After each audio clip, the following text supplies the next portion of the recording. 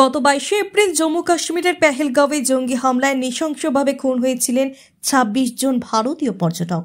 এই ঘটনায় ভারতীয়দের মধ্যে প্রতিবাদের আগুন জ্বলছে। প্রতিদিনই রাস্তায় নেমে এর আক্রোশ মেটাচ্ছেন ভারতীয়রা। মঙ্গলবার বিকেলে আগরতলার শকুন্তলা রোডে সনাতনী হিন্দু সমাজ ও মজদুর মনিটরিং সেলের যৌথ উদ্যোগে এক বিক্ষোভ পথসভা অনুষ্ঠিত হয়। এই বিক্ষোভ পথসভা থেকে জম্মু কাশ্মীরের পেহেলগাঁওয়ে জঙ্গি হামলায় নিহতদের প্রতি শ্রদ্ধা অর্পণ করে দোষীদের কঠোর শাস্তির দাবি জানানো হয়। তার পাশাপাশি বাংলাদেশে হিন্দুদের ওপর আক্রমণের ঘটনারও তীব্র নিন্দা জানান নেতৃত্বরা।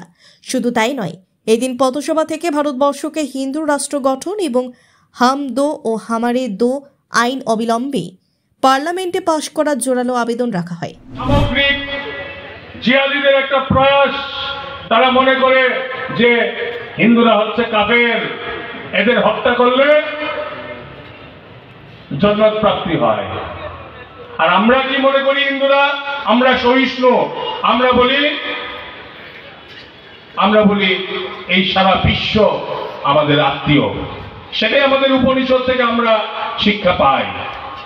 এটাই হচ্ছে তফাৎ এদের সঙ্গে আমাদের। যে কায়দায় আমাদের ২৬ জন হিন্দু পর্যটককে বেছে বেছে খুন করা হয়েছে, এমনকি প্যান্ট খুলে দেখা হয়েছে তারা কোন ধর্মের, কালমা পড়তে বলা হয়েছে। একজন কমরেড বামপন্থী আসামের, তিনি যদিও ভট্টাচার্য হিন্দু, উনি বেঁচে গিয়েছেন কলমা পড়তে পেরে। সেটা আপনারা সোশ্যাল মিডিয়াতে দেখছেন।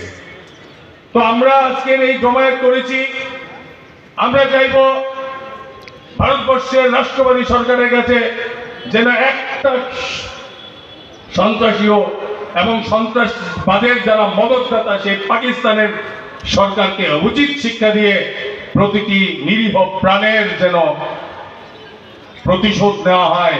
ভারতবর্ষের প্রধানমন্ত্রীজি ঘোষণা করে দিয়েছেন, from the ends of the earth will find all the terrorists. পৃথিবীর যে কোনো থাকুক না কেন তাদেরকে ধরে ধরে উচিত শিক্ষা দেওয়া হবে। এই ঘোষণা প্রধানমন্ত্রীজি করেছেন। এর আগেও সার্জিক্যাল এয়ার স্ট্রাইক হয়েছে, এদেরকে উচিত শিক্ষা দেওয়া হয়েছে। 1965 সালের যুদ্ধে এদেরকে শিক্ষা দেওয়া হয়েছিল। 1999 সালের কার্গিল যুদ্ধেও এদের শিক্ষা দেওয়া হয়েছে। আমরা আগামী দিনেও একটা সঠিক এদের শিক্ষা দেবে।